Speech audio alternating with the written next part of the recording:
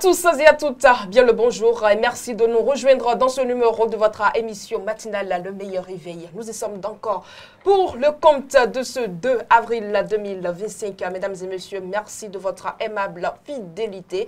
À suivre donc dans quelques instants la revue des titres et le bulletin d'information avec Bérangère Boulillon, votre rubrique l'interview matinale, la revue de presse et sans oublier la note météorologique sont également au menu de votre émission matinale. Mesdames et messieurs, bien le bonjour. On se retrouve tout juste après. Vous organisez un mariage, un anniversaire, un baptême, un séminaire, un spectacle, un meeting politique ou tout autre événement, Guérit TV Monde vous propose un service de sonorisation professionnelle de meilleure qualité. Pour plus d'informations, contactez-nous au plus 229 91 19 10 10. Guérit TV Monde, le leader des web TV.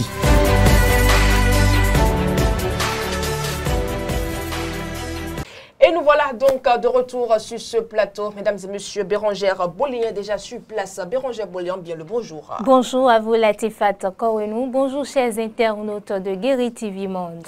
Alors avec vous, nous allons passer en revue les différents titres parus à la une des quotidiens ce 2 avril 2025. Bien sûr Latifat Kourenou. Mesdames et messieurs, nous ouvrons la une de ce matin par le quotidien Maison La Guérit qui titre Porto Novo, l'imam central chez le consul de Bénin au Gabon, Dr Yessoufou Maroya, salue l'implication du chef de l'État, Patrice Talon et de Louis Vlavonou dans l'installation du nouveau guide spirituel. Voici la quintessence du tête-à-tête. À l'oreille du quotidien, on lit mairie de Porto Novo, la SE et la DAF exclus de la commande publique. Toujours à la une du quotidien La Guérite, on lit possibilité d'une candidature comme une mouvance opposition pour 2026. Talon suscite la polémique. Bertin Corvi, une telle position n'est pas quelque chose qu'on annonce. Ça ne peut même pas se réaliser, m'a-t-elle le député Carmel Wassangari. Guérit service immobilier, achat et vente de parcelles et maisons en toute légalité. Le confrère de la matinée de ce matin titre la pétanque béninoise en deuil, Guy Tronou s'en est allé. Le quotidien Fraternité à présent titre consultation du phare, une tradition toujours d'actualité, un réflexe boudé par la jeunesse. La Nation à présent titre, transport en commun à Cotonou, l'autre challenge de la ville en pleine métamorphose. Décryptage info de ce jour, titre, atelier sur la planification des activités électorales, la Sénat s'active pour les élections générales de 2026.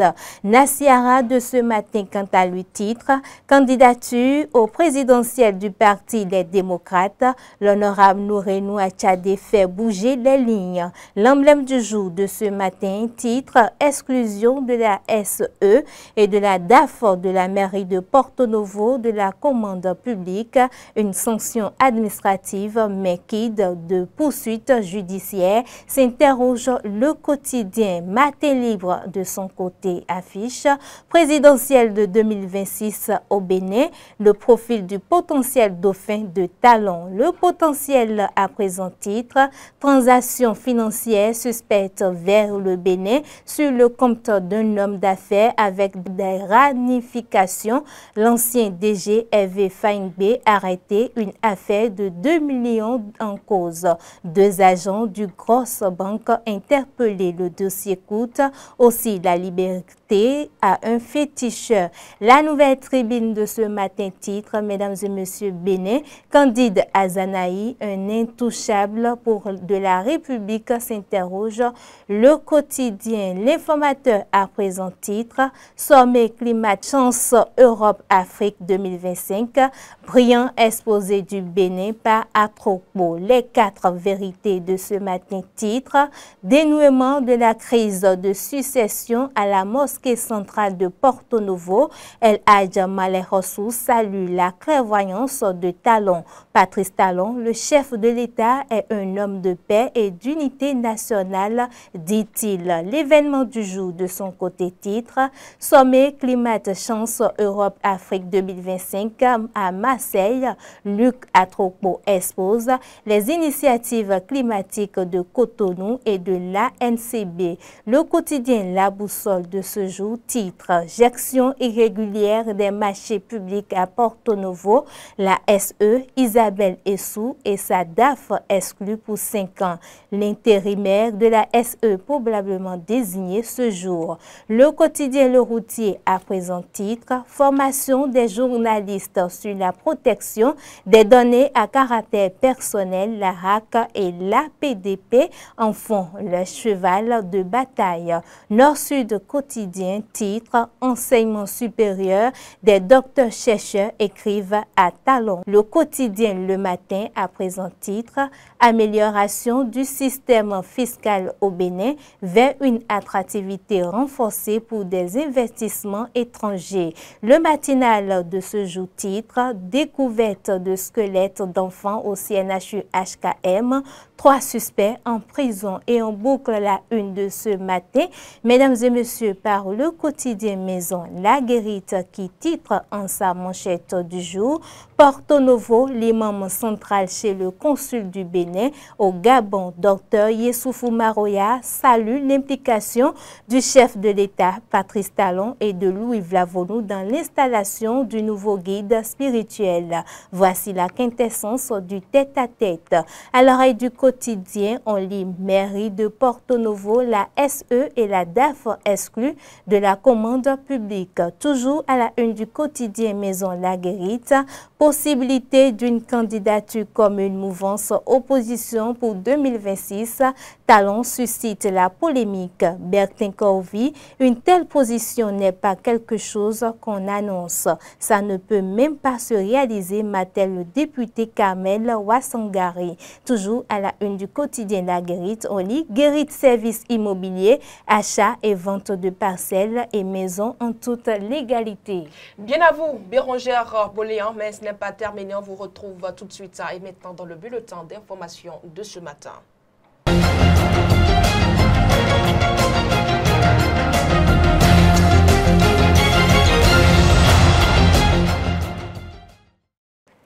Mesdames et messieurs, bienvenue dans ce bulletin d'information. Le comité de gestion de la gare routière de Sémé-Craqué est suspendu. La décision a été prise ce lundi 31 mars 2025 après la descente d'une équipe de la mairie de Sémé-Kodji conduite par le secrétaire exécutif.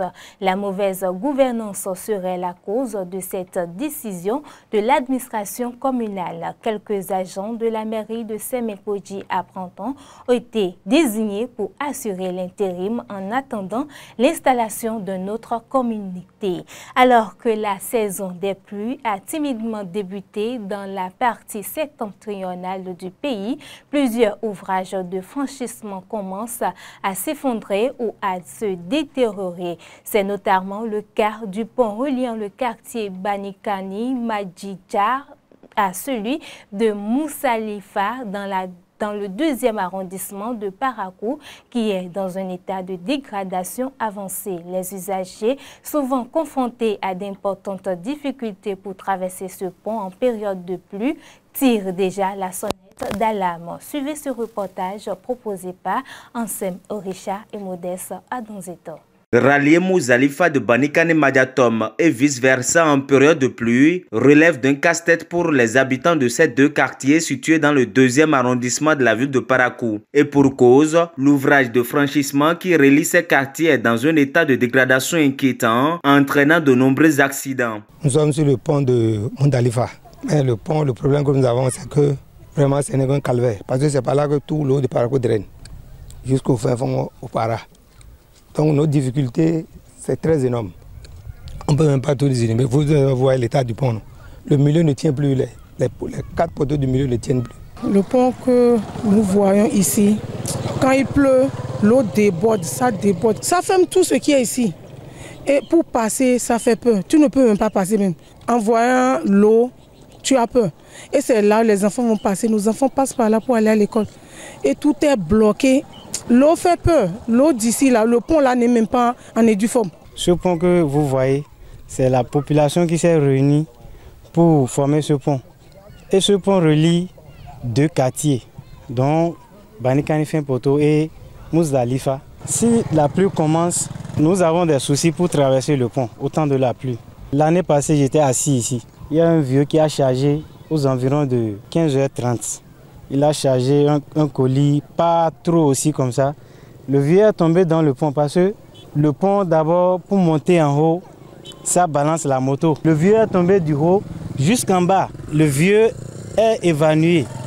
Si ce n'était pas que j'ai couru vite, secouru le vieux, donc on allait prendre un corps ici ce jour-là. Pourtant, les autorités locales et municipales sont bien informées de la situation de ce pont de fortune construit grâce aux efforts des populations. Il y a très longtemps, on avait demandé de l'aide au niveau de la mairie. Mais ils ont trouvé que les moyens n'y avaient pas. Dans le CA2, et comme je l'ai dit, aussi là aussi était arrivé ici. Mais jusque-là, rien. Il n'y a pas un seul moment qu'on ne leur parle pas. Tout le temps, si vous allez même à la mairie, c'est écrit, il y a même cahier de charge, mais il ne vient jamais à l'aide. Nous avons connaissance de la situation de ce pont. Même à chaque réunion du quartier avec le délégué, on a souvent remonté le problème du pont là au CA. Le CA en a connaissance. Jusque-là, on est là, on espère toujours. Afin d'éviter le pire, avant la grande saison des pluies qui s'annonce, les habitants lancent à nouveau un cri de cœur aux autorités compétentes. Si vous voyez bien, le pont la balance. Ça, s'ils peuvent nous aider, ça va nous faire plaisir. En nous aidant, ils n'ont qu'à venir nous arranger le pont. Ils n'ont qu'à se rappeler de nous. Si l'État pouvait nous aider, ça nous ferait bon plaisir. Surtout le pont qui avait pris l'année passée des gens de l'autre côté là. Quand il pleut, les gens ne passent plus vers le commissariat. C'est ici on passe. Et voilà la grandeur, voilà ça fait même pas 2 mètres. Nous prions les autorités qu'ils pensent beaucoup à nous pour nous arranger ce pont. Sinon, vraiment, nous sommes dans la merde avec ce pont-là.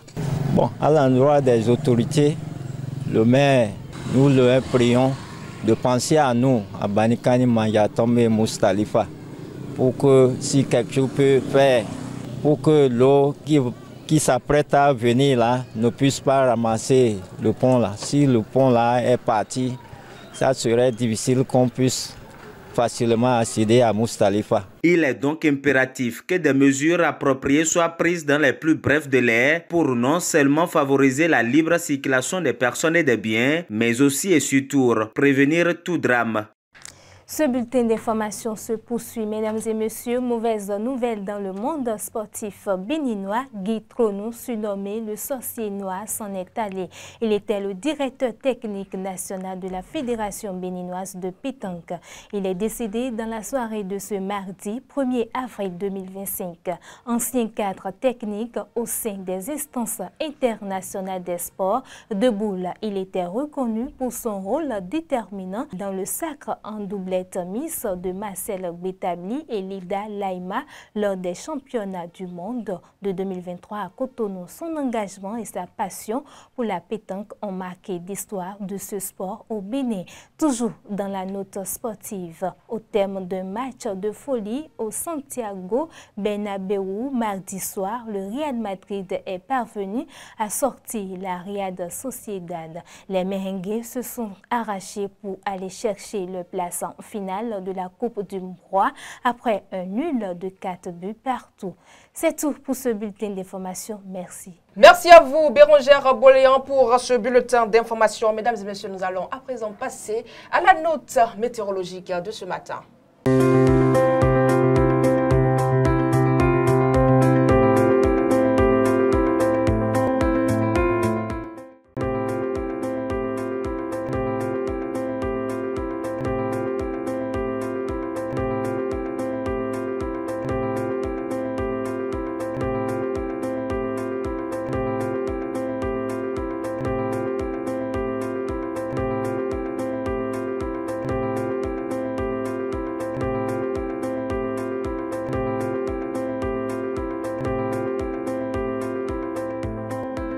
Votre émission se poursuit, mesdames et messieurs, seulement que nous allons faire un petit tour au service commercial et tout juste après, on se retrouve dans l'interview matinale.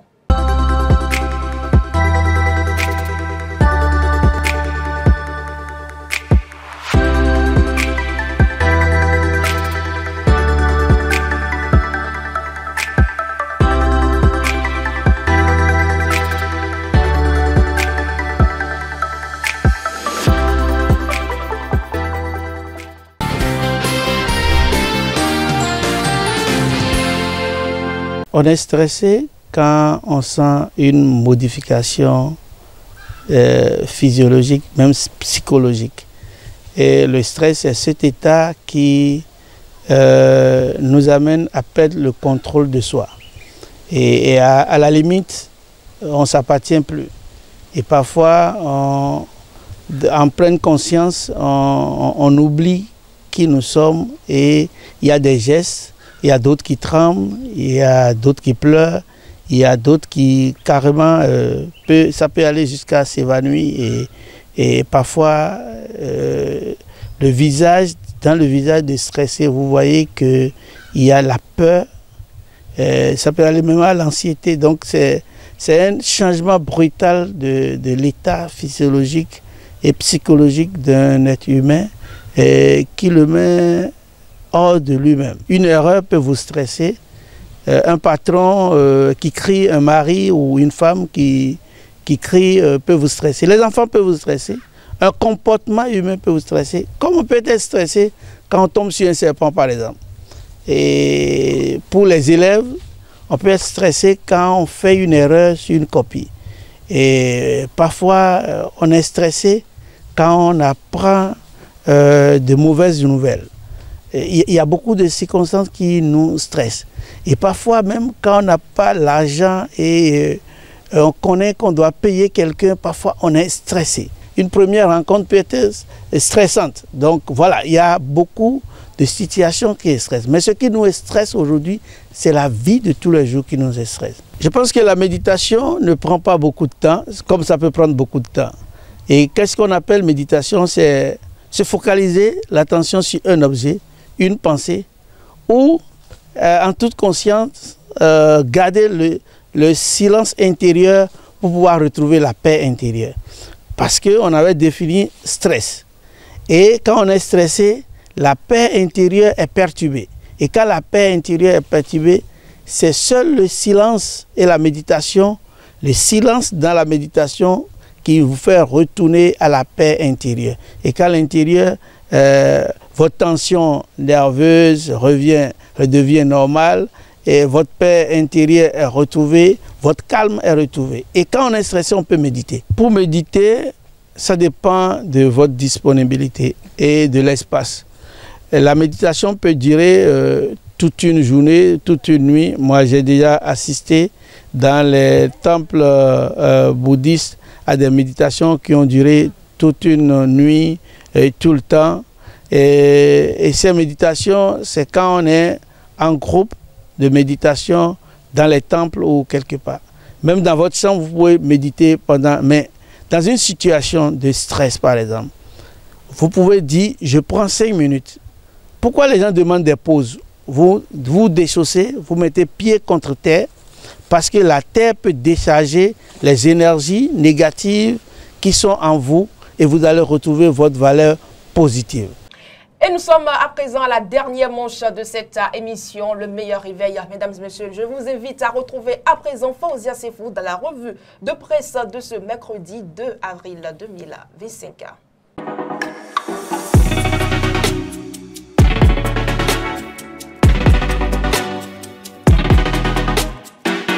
Amis de la revue de presse, bonjour. On démarre cette revue de presse avec La Guérite qui titre en manchette « Porto Novo, l'imam central chez le consul du Bénin au Gabon ». Dr Yessoufou Maroa salue l'implication du chef de l'État Patrice Talon et de Louis Vlavonou dans l'installation du nouveau guide spirituel. Selon le journal d'Akonamboué, le nouvel imam central de Porto Novo, Ishao Alakouko Samad, était mardi 1er avril 2025 dans la matinée au domicile du consul honoraire du Bénin près du Gabon. Ce fut l'occasion pour Dr Yessoufou Maroua de féliciter la nouvelle autorité religieuse pour sa nomination et de lui prodiguer des conseils pour un bon exercice de sa mission sacerdotale dont il a désormais la charge. L'autre sujet abondamment relayé par les parutions du jour est la situation qui prévaut à la mairie de Porto-Novo. L'emblème du jour en a consacré un dossier. Ainsi, en sa manchette, Joël Alagbe titre « Exclusion de la SE de la DAF de la mairie de Porto-Novo de la commande publique. Une sanction administrative, mais quid des procédures judiciaires ?» s'interroge le journal. Dans son investigation, il rapporte qu'il s'agit d'une suspension aux lourdes conséquences, une administration paralysée en attente de décision. Il poursuit en affirmant que la réforme de la décentralisation est à l'épreuve des faits. Et pour conclure, l'auteur de l'article se demande si Porto-Novo fait face à une crise de gouvernance. En tout cas, dans les colonnes du journal L'Emblème du jour, l'intégralité de la décision de l'RMP est à retrouver. Cette actualité est également abordée par La Nation, Le Matinal, Le Potentiel, La Nouvelle Tribune, L'événement du jour et La Guérite. La Boussole, quant à lui, note que selon des sources bien concordantes, une instruction claire a été donnée au maire de Porto-Novo de désigner un intérim à la SE dès ce jour pour assurer la continuité administrative. Loin des sanctions, les parutions se sont également intéressées à la présidentielle de 2026 au Bénin. Matin Libre s'est focalisé sur le profil du potentiel dauphin de Patrice Talon. Dans les colonnes du journal, on peut lire qu'à un an de la prochaine présidentielle au Bénin, le climat politique est tout sauf en effervescence. Le président sortant Patrice Talon, qui a marqué son mandat par des réformes économiques jugées significatives et des changements sociopolitiques controversés, annonce déjà vouloir jouer un rôle dans le choix de son dauphin. Il déclare « Le prochain président du Bénin sera mon président, celui de mon pays, de ma famille, de ma communauté et de tous ceux qui me sont chers. Il est évident que je serai attentif à ce qu'il n'ait pas pour projet de déconstruire les réformes que nous aurons à accomplir en 10 ans grâce aux efforts et aux sacrifices de tous les Béninois. Mon choix, mon action et mes prières seront orientées vers le meilleur des candidats. Maintenant que le Bénin a atteint son altitude de croisière, il est temps de changer de pilote. » Fait de citation. L'événement du jour, Décryptage Info et Le Matin pour le pas nous rapporte que dans le cadre de l'organisation des élections générales 2026 au Bénin, la Sénat a un atelier d'élaboration des documents de planification interne des activités. Matin Libre et Nassiara nous apprennent que pour le compte de la candidature au présidentiel du Parti Les Démocrates, l'honorable Noureni Achadé fait bouger les lignes. Et pour boucler cette actualité, La Guérite nous parle de la possibilité d'une candidature commune, mouvance opposition pour 2026. Talon suscite la polémique.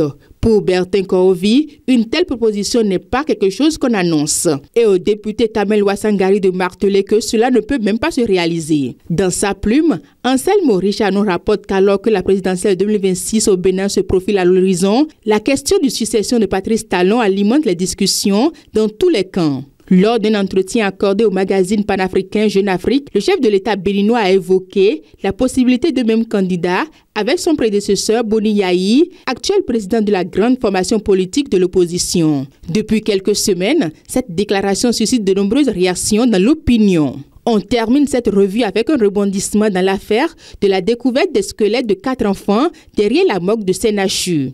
Le potentiel nous dit que 2 agents de la morgue ont été envoyés en prison. Il s'agit d'un chauffeur de corbillard et d'un charlatan. Le matinal est allé plus loin et rapporte que ce sont 3 suspects qui sont en prison. En détail, on retient qu'il y a un rebondissement dans l'affaire de la découverte des squelettes d'enfants derrière le Sénachur évoqué par le matinal dans sa livraison du 4 mars 2025. Lundi 31 mars 2025, la Cour de répression des infractions économiques et du terrorisme CRIET, saisie du dossier, a décerné des mandats de dépôt contre les personnes sur qui pèsent des soupçons. Fin de cette revue. Merci de nous avoir suivis. C'est terminé pour le compte d'aujourd'hui. Mesdames et messieurs, merci d'avoir été des nôtres. Merci de votre aimable fidélité. On se donne rendez-vous demain 3 avril 2025 pour un tout prochain numéro de votre émission matinale. D'ici là, portez-vous bien.